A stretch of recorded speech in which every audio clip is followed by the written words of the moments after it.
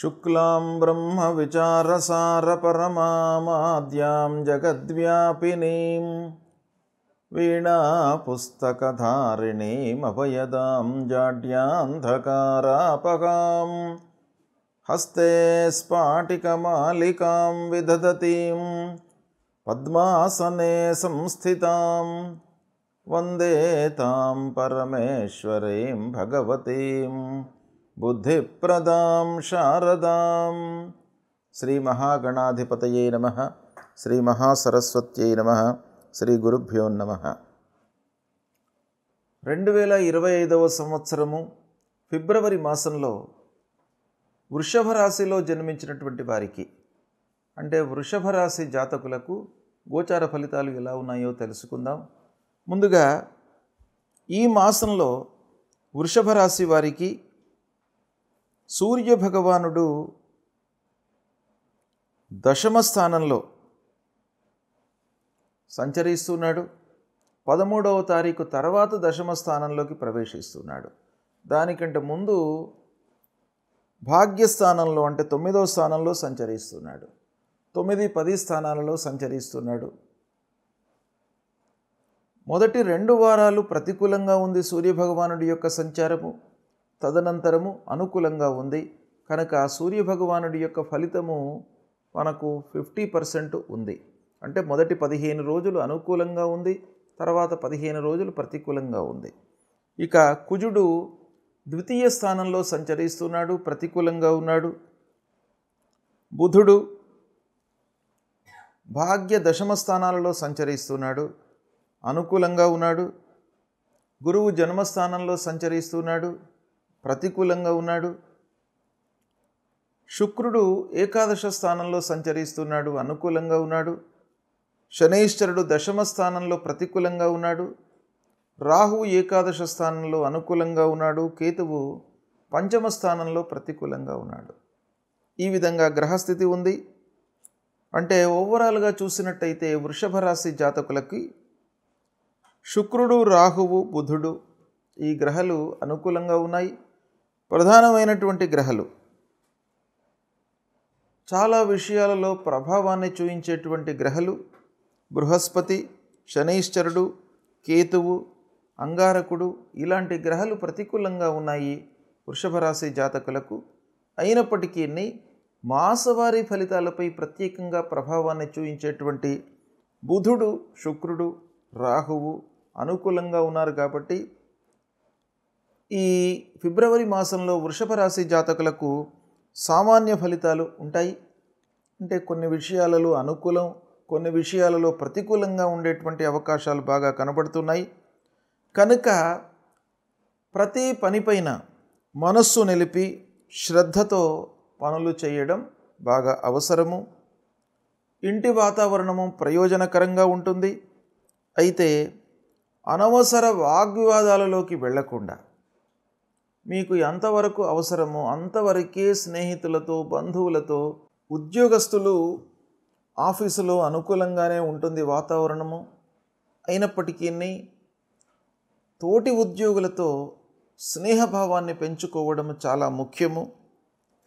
ఇక అధికారుల అండదండలు ఉన్నప్పటికీ కొన్ని విషయాలలో విమర్శలకు గురయ్యేటువంటి అవకాశం కూడాను కనబడుతుంది. కనుక స్నేహంగా ఉండడం అనేటువంటిది అవసరం ఈ మాసంలో. స్వయం వృత్తిలో ఉన్నటువంటి వారికి, స్వంత వ్యాపారం చేస్తున్నటువంటి వాళ్ళు లేదా ప్రొఫెషనల్స్ వీళ్ళందరూ కూడాను కొంత జాగ్రత్తగా నిర్ణయాలు తీసుకోవడం అవసరము. ఇక ఆర్థిక ఇబ్బందులు ఎదుర్కొనేటువంటి అవకాశాలు బాగా కనబడుతున్నాయి. శని దశమ స్థానంలో సంచరిస్తున్నాడు. వృత్తిపరమైనటువంటి విషయాలలో ఆర్థిక సమస్యలు, రావాల్సినటువంటి డబ్బు సమయానికి అందకపోవడము, వచ్చినటువంటి డబ్బు అనవసరంగా ఖర్చు కావడము, పెట్టుబడులు, ముఖ్యమైనటువంటి పనులు తలపెట్టినటువంటి సమయం లోపల చేతిలో డబ్బు లేకపోవడము ఇలాంటివి ఎదురయ్యే అవకాశాలు బాగా కనబడుతున్నాయి. విద్యార్థులు చదువుపై బాగా మనసు నిలపాలి. ఇక ఆదాయము అవసరానికి సరిపడా అందుతుంది. ఆదాయం విషయంలో ఎలాంటి ఇబ్బందులు కనబడట్లేదు. విద్యార్థులు హైయర్ ఎడ్యుకేషన్ కొరకై విదేశీ ప్రయాణాలు లేదా దేశీయంగా మంచి సంస్థలలో అడ్మిషన్ కొరకై ప్రయత్నాలు కొనసాగించాలి.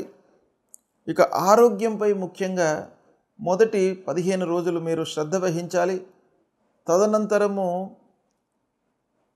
వర్క్ లోడ్ పెరగడం మూలకంగా కొన్ని సమస్యలు ఉన్నప్పటికీ మొదటి 2 వారాలు మట్టుకు మీరు చాలా జాగ్రత్తగా ఆరోగ్యాన్ని కాపాడుకోవాలి. ఇక అనవసరమైనటువంటి ఆలోచనలు, అనవసరమైనటువంటి ప్రయాణాలు వీటిని అయినంత మట్టుకు తగ్గించడం మంచిది. ఇక వృధా ఖర్చులకు అవకాశము ఉంది కనుక అవసరం మేరకే మీరు ఆలోచించడము, అవసరం మేరకే ఖర్చు పెట్టడము, ఆదాయాన్ని ఖర్చును మీరు బేరీజు వేసుకొని ముందుకు వెళ్ళినట్టయితే మీకు ఇబ్బందులు ఉండవు. కనుక తలపెట్టినటువంటి పనులపై మీరు 100% మనస్సు నిలపాలి. ఇక ముఖ్యంగా ఇంటి వాతావరణం మీకు అనుకూలిస్తుంది. ఇది చాలా సంతృప్తిని కలిగించేటువంటి విషయం. బయట ప్రపంచంలో మీకు ఎన్ని ఒడిదుడుకులు ఎదురైనప్పటికీ, ఎన్ని ఇబ్బందులు వచ్చినప్పటికీ ఇంటి వాతావరణము మీకు సుఖమయంగా ఉండడం మూలకంగా ఒక ఆత్మస్థైర్యం అనేటువంటిది మీకు కలుగుతుంది. కాబట్టి మీరు సంతృప్తిగా ఉంటారు, భార్యాపిల్లలతో సంతృప్తిగా ఉంటారు. కుటుంబ పెద్దలు, తల్లిదండ్రుల యొక్క సహాయ సహకారాలు బాగా లభిస్తాయి. వారి యొక్క సూచనలు, వారి యొక్క అనుభవము మీకు అన్ని విధాలుగా కలిసి వస్తుంది. మీడియా రంగంలో ఉన్నటువంటి వారు, తర్వాత పత్రికా రంగంలో ఉన్నటువంటి వాళ్ళు, సాఫ్ట్వేర్ రంగంలో ఉన్నటువంటి వాళ్ళు, బిజినెస్లో ఉన్నటువంటి వాళ్ళు, వీళ్ళందరికీ కూడాను ఈ మాసం బాగా కలిసి వస్తుంది. అన్ని రకాలుగా అనుకూలంగా ఉంటుంది. అయితే పనులు పూర్తి కావడంపై కొంత అప్పుడప్పుడు మీకు ఆటంకాలు ఎదురయ్యేటువంటి అవకాశాలు కనబడుతున్నాయి. కనుక అనవసరమైనటువంటి వ్యవహారంలో మీరు తలదూర్చకుండా ఉండడము ఈ మాసం మీకు చాలా అవసరము. అనవసరమైనటువంటి విషయాలపై మనస్సు నిలిపినట్టయితే మీరు చేసేటువంటి కార్యక్రమాలలో ఆలస్యం అయ్యేటువంటి అవకాశం బాగా కనబడుతుంది. కనుక వాటిని మీరు అధిగమించడానికి చేసేటువంటి పనిపై మీరు 100% మనస్సు నిలపండి. అది మీకు సక్సెస్ని ఇస్తుంది, అన్ని రకాలుగా మీకు సంతృప్తిని కూడాను కలిగిస్తుంది.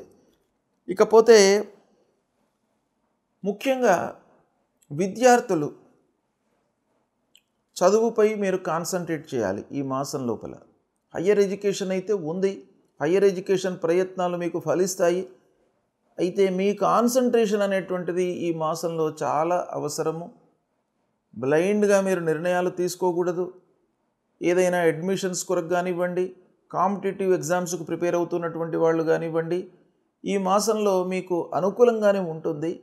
అయినప్పటికీ మీ వైపు నుండి శ్రద్ధ అనేటువంటిది చాలా అవసరము. కనుక ఇలాంటి ఫలితాలు వృషభ రాశి వారికి ఈ ఫిబ్రవరి మాసంలో ఉన్నాయి. కనుక ఏ గ్రహాలు మీకు ప్రతికూలంగా ఉన్నాయి అనేటువంటిది మీరు తెలుసుకొని వాటికి సంబంధించినటువంటి ఫలితాలను మీ వైపు నుండి మీరు రెక్టిఫై చేసుకోవడము, పరిహారం కొరకై భగవంతుణ్ణి అనుగ్రహించడము, భగవంతుణ్ణి ఆశ్రయించడము, ఇలాంటివి చేసుకున్నట్టయితే మీకు వాటి మూలకంగా కూడాను సత్ఫలితాలు అందేటువంటి అవకాశాలు ఉంటాయి. ముఖ్యంగా బృహస్పతి జన్మస్థానంలో సంచరిస్తున్నాడు. బృహస్పతి ప్రధానమైనటువంటి గ్రహ. ప్రతి పని లోపల కూడాను బృహస్పతి గురువు యొక్క సంచారము ఇండైరెక్ట్గా ఇన్ఫ్లుయెన్స్ చూపిస్తుంది.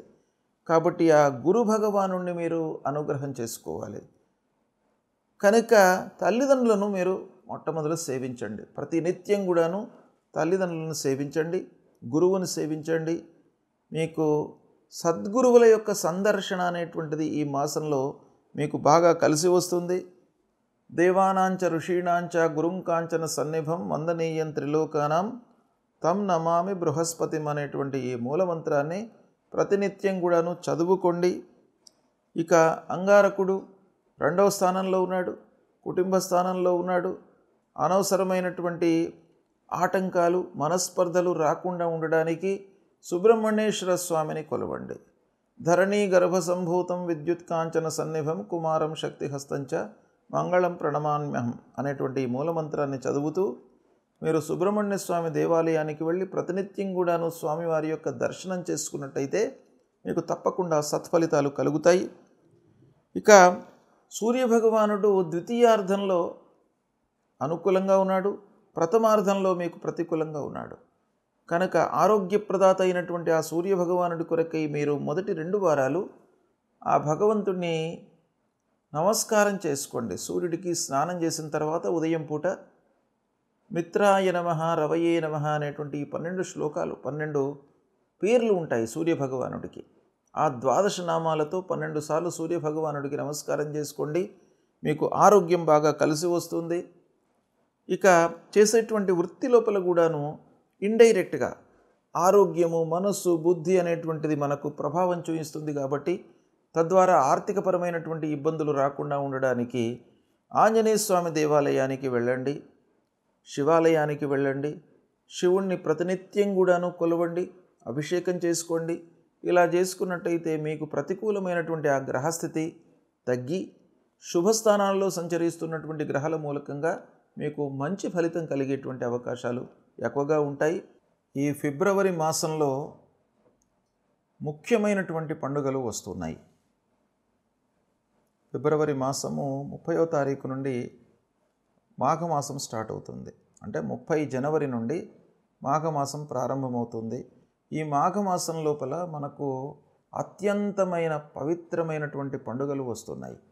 అందులో మొట్టమొదటిది వసంత పంచమి. 2వ తారీఖు నాడు వసంత పంచమి ఆదివారం ఉదయం 10 నుండి మళ్ళీ తెల్లవారితే సోమవారం నాడు 7 గంటల వరకు పంచమి వ్యాపించి ఉన్నది. ఈ వసంత పంచమి అనేటువంటిది చాలా ముఖ్యమైనటువంటిది. సరస్వతి అమ్మవారు ఉద్భవించినటువంటి రోజుగా మన పురాణాలు చెప్తున్నాయి. కనుక విద్యార్థులు ముఖ్యంగా ఈ వసంత పంచమి రోజున అమ్మవారి దేవాలయానికి వెళ్ళి సరస్వతి అమ్మవారి యొక్క అనుగ్రహాన్ని పొందినట్టయితే మీకు సువిద్య, మంచి విద్య ప్రాప్తి అవుతుంది, వస్తుంది అనేటువంటిది మనకు పురాణ ఇతిహాసాలు చెప్తున్నాయి. కనుక ముఖ్యంగా విద్యార్థుల కొరకు ఈ వసంత పంచమి. ఇక వ్యాపారులకు కూడాను వసంత పంచమి యొక్క ప్రాధాన్యత బాగా ఉంది. ఈ వసంత పంచమి రోజున ఎవరైతే వ్యాపారాన్ని ప్రారంభిస్తారో గ్రహస్థితికి సంబంధం లేకుండా ఆ వ్యాపారము నిర్విఘ్నంగా కొనసాగుతుంది, లాభదాయకంగా ఉంటుంది. 4 డబ్బులు ఆ వ్యాపారంలో మీరు గడించేటువంటి అవకాశాలు ఉంటాయి. కాబట్టి వసంత పంచమి రోజున మీకు అవకాశాలు ఉన్నట్టయితే వ్యాపారం చేసుకునేటువంటి వాళ్ళు కొత్త వ్యాపారము ఏదో రకంగా వ్యాపారాన్ని ప్రారంభించినట్టయితే మీకు సత్ఫలితాలు ఉంటాయి. ఇక ప్రత్యేకంగా ఈ వసంత పంచమి రోజును మనకు శాస్త్రం లోపల చాలా ఉత్తమమైనటువంటి దినంగా చెప్పబడి ఉంది. ఏంటంటే ఉగాది, విజయదశమి, వసంత పంచమి, రథసప్తమి, కార్తీక శుద్ధ ప్రతిపద ఇవన్నీ కూడాను ముఖ్యమైనటువంటి పండుగలు. అంటే ముఖ్యమైనటువంటి రోజులు మనం ప్రారంభించడానికి, ఏవైనా కార్యక్రమం ప్రారంభించడానికి కానివ్వండి, ఏదైనా పని చేయడానికి, ఇవి ఈ రోజులలో మీరు చేసినట్టయితే 100% మీకు విజయము చేకూరుతుంది అనేటువంటి విషయం మనకు శాస్త్రంలో చెప్పబడి ఉంది. ఇలా వసంత పంచమి విద్యార్థులకే కాకుండా, వ్యాపారస్తులకే కాకుండా ప్రతి మనిషికి కూడాను మంచి పర్వకాలంగా మనకు శాస్త్రము చెప్పింది. కాబట్టి ఈ వసంత పంచమి రోజును మీరు ఉపయోగించుకోండి. అందరూ కూడాను ఈ వసంత పంచమి రోజున అమ్మవారి అనుగ్రహంతో అమ్మవారి దేవాలయానికి వెళ్ళి అమ్మవారి యొక్క అనుగ్రహాన్ని పొంది మీరు కార్యక్రమాలు ప్రారంభించినట్టయితే మీ అందరికీ కూడాను విజయం చేకూరుతుంది. ఇక రెండవ ముఖ్యమైనటువంటి పండుగ ఈ ఫిబ్రవరి మాసంలో వస్తూ ఉన్నటువంటిది రథసప్తమి.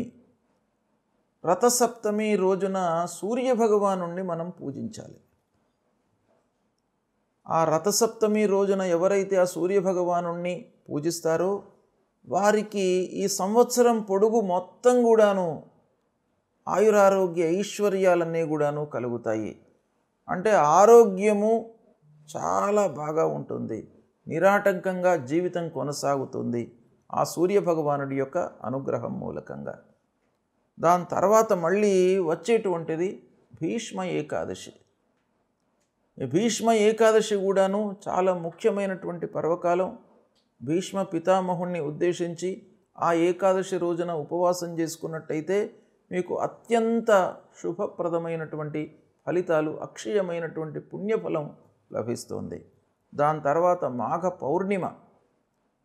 పౌర్ణిమ కూడాను అత్యంత పవిత్రమైనటువంటి రోజు ఈ ఫిబ్రవరి మాసంలో వస్తుంది. ఆ రోజున మాఘ పౌర్ణిమ రోజున ఏంటయ్యా విశేషం అంటే స్నానానికి ప్రత్యేకమైనటువంటి దినంగా మనకు శాస్త్రం చెప్పింది. అంటే ఆ మాఘ పౌర్ణిమ రోజున ఉదయం పూటనే స్నానం చేసుకోవాలి. 12వ తారీఖు నాడు వస్తుంది మాఘ పౌర్ణిమ. ఆ రోజున ఉదయం 5:30 నుండి 7:30 మధ్య కాలం లోపల, సూర్యోదయాత్ పూర్వము సూర్యోదయాత్ కించిత్ పరం, ఈ కాలం లోపల మీరు స్నానం ఆచరించినట్టయితే అక్షయ పుణ్యఫలము లభిస్తుంది. మీరు చేసినటువంటి పాపాలన్నీ కూడాను దూరం అవుతాయి. కొన్ని విషయాలలో మనకు తెలియకుండా మనం కొన్ని తప్పులు చేస్తాం. అలాంటి తెలియకుండా చేసేటువంటి తప్పులన్నీ కూడాను ఆ ఉదయం పూట మనం చేసేటువంటి స్నానం మూలకంగా పరిహారం అవుతుంది. దాని తర్వాత మళ్ళీ మహాశివరాత్రి 26వ తారీఖు నాడు మహాశివరాత్రి పర్వకాలం ఈ ఫిబ్రవరి మాసంలో వస్తుంది. మహాశివరాత్రికి ప్రత్యేకమైనటువంటి ప్రాధాన్యత ఉన్నది. మహాశివరాత్రి రోజున ఆ భగవంతుడు పరమేశ్వరుడు లింగస్వరూపంలో ఉద్భవించాడు అనేటువంటిది మనకు శాస్త్రం చెప్తోంది. అంటే లింగాకారంలో ఆవిర్భవించినటువంటి దినం మహాశివరాత్రి. కాబట్టి ఆ మహాశివరాత్రి రోజున కూడాను ఆ శివుణ్ణి అభిషేకించినట్టయితే మీకు అక్షయమైనటువంటి పుణ్యం కలుగుతుంది. అపమృత్యు దోషాలు దూరం అవుతాయి. కాబట్టి ఈ అన్ని ఫిబ్రవరి మాసంలో ముఖ్యమైనటువంటి పండుగలు వస్తున్నాయి కనుక వీటిని దృష్టిలో పెట్టుకొని ఆ పండుగలకు మనకు శాస్త్రంలో చెప్పినటువంటి ప్రాధాన్యతని దృష్టిలో పెట్టుకొని మీరు ఆచరించినట్టయితే సత్ఫలితాలను పొందుతారు, ఉత్తమ గతిని పొందుతారు అనేటువంటి విషయం మనకు శాస్త్రం చెప్పింది కనుక ఆచరించండి, శుభ ఫలితాలను పొందుతారు.